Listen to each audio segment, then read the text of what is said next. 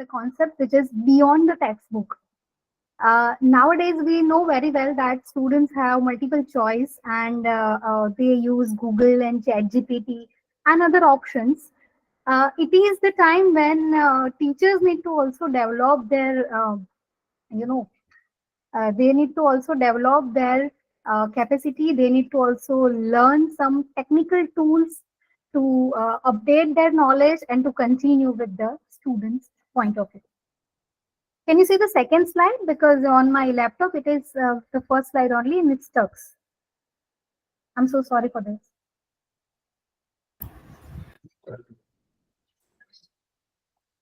Okay, yeah. So this is what we are going to do today. First, we'll discuss why do we need to have this discussion. And then we will talk about a few strategies which one should try in their classroom, no matter if it is a college classroom or a school or any personal tuitions. When we talk about this topic, then first of all, there are so many ways of dealing with pedagogical practices nowadays. So one has to keep updating himself or herself to be updated with this scenario. So there are different classroom patterns. If you can think of the traditional classroom few years back, then if you can think of Gurukul system, let's say. In Gurukul system, we had gurus, we had the teachers, and they were overall for the overall uh, development of their disciples.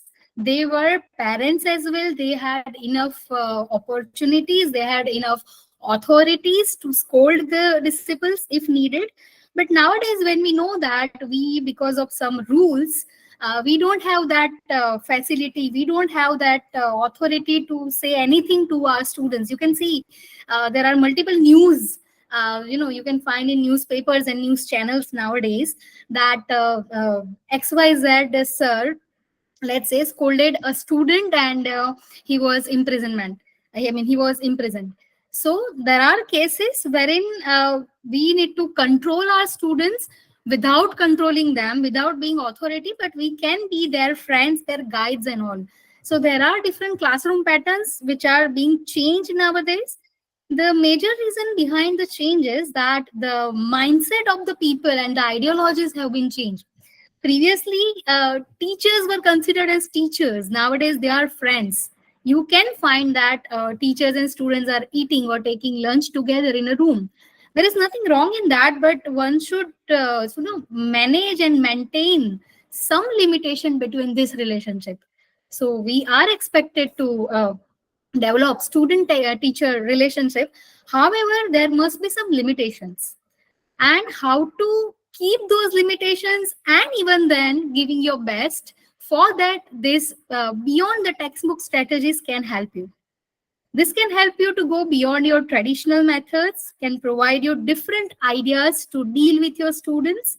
And the thing is that for this beyond the classroom, beyond the textbook methods, you can find discipline specific methods as well. Discipline specific in the sense, I'm from language background, so I can find such methods that I can deal with in my language classroom. If you are from maths, science, philosophy, psychology, any other department, right? So you can have your own ways of dealing according to the subjects that you have. So this is very important here, that we have different discipline specific methods. So it's up to the teachers if you read them, if you understand them and use them in your classroom or not. Now, before we talk about the strategies that teachers are supposed to use, the thing is that we need to understand our students. Just to confirm, am I audible? Yes, ma'am, you are Thank audible. you so much. I'm at home, so I may ask you twice or thrice during this. Please answer. So we need to understand our students first of all. That is the first step to handle them and to understand them and to teach them. So these two approaches that you can see on screen, humanistic approach and holistic approach. I'm sure many of you are aware about this. Still, if we brief for this, then both these approaches are connected with each other. They are interrelated. And basically, both these approaches believe that you need to consider students as a human being rather than a machine. So do not share, do not impose your ideas, do not impose your suggestions on them, right? Consider them as a human being rather than a machine. So do not overload them. And when we talk about holistic development, in the sense, when you think of the development of your students, it is not of your subject only. If you are of psychology subject, that your duty is not to make them clear in psychology subject only. But when we talk about holistic development, that means you need to take care of the physical development of the student, you need to take care of the social, economical, mental, and rest of the development as well. Now, some of you might be thinking that how is it possible? Because I'm the I'm the professor or I'm the teacher of this subject. How can I deal with the rest of the things? For that, we can talk about these strategies, because these strategies are beyond the textbook. So there is no subject limits for you or for students when you perform them. Obviously, we need to respect the mood swings of the students. When we talk about the female students, especially when they have that periods, during that time they were not so comfortable, right? Or at like something happened at their home. In their cases, students are not so comfortable. Or when we talk about sessions link, what do we mean by sessions link here? Suppose we are in school, and in Gujarati medium school at our state, we have 8 sessions a day in Gujarati medium. After 2 sessions, we have a break. So, suppose first session is of maths, and a girl is there who does not like maths. Second session is of English, and she really loves English. But because of the impact of the previous session, she might not be able to focus on the second one. There are some issues concerned to sessions link. Might be they let's say they did not do homework in that session, something happened wrong with the student in the previous session, that can also affect your session. So we need to respect this, we need to respect their mood swings. And as a teacher, when we need to understand our students, the first and the easiest step that we can take is we need to read case studies. There are multiple case studies available if you search them. Case studies in the sense that wherein you can find the name of the students, the background details of the students, what happened with the student, why does he or she behave differently.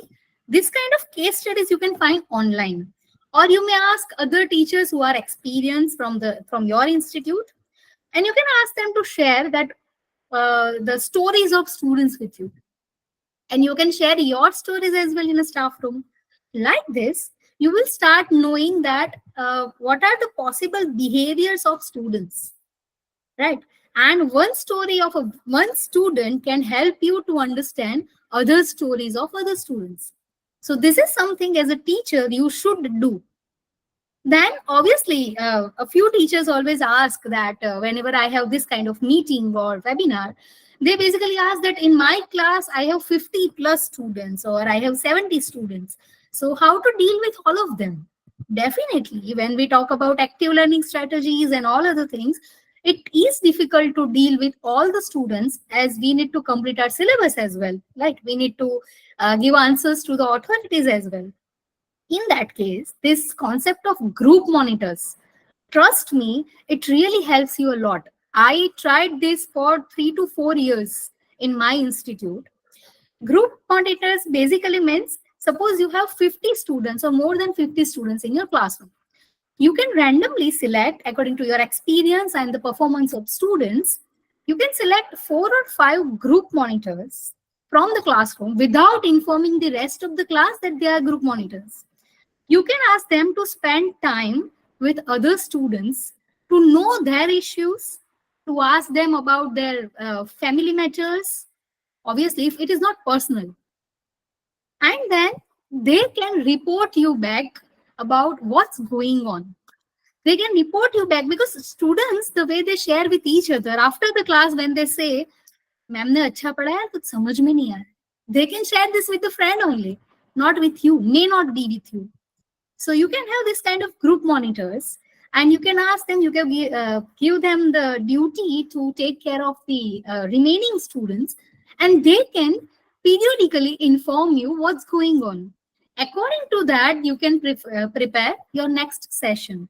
This can help you to balance your teaching techniques and to understand the whole classroom, no matter how many students are there. And obviously, as we have just discussed, that the role of teachers are nowadays different. So we all do respect our traditional methods of teaching, but please do not stuck to that. Sometimes you can be friend, sometimes you can be facilitator, guide, supporter, director, whatever is the requirement is. When you have the emotional bonding with the students, I am not asking you to go or to visit each bench and ask each student individually, how are you? Not in that sense. But when we say impact of emotional bonding, in the sense that if you feel that someone is not feeling well, you can simply say, would you like to go to home? Would you like to take rest? Can you go to the last bench and take rest? Something like this, you can take care of it, because out of 50, 70 or 100, you can at least find that from their facial expressions that the person is not feeling well.